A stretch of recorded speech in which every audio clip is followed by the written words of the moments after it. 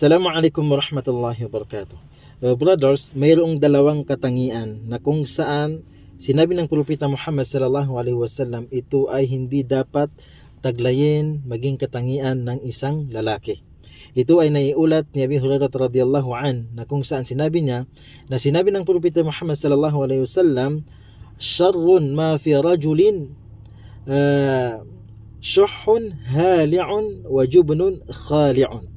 Sinabi ng Propeta Muhammad sallallahu alaihi wasallam ayon kay Abi Hurairah radhiyallahu an na pinaka masamang katangian na hindi dapat taglayin, hindi dapat maging katangian ng isang lalaki ay ang syuhun hali'un. Ito yung sobrang kasakiman. So iwasan po natin na maging sakim.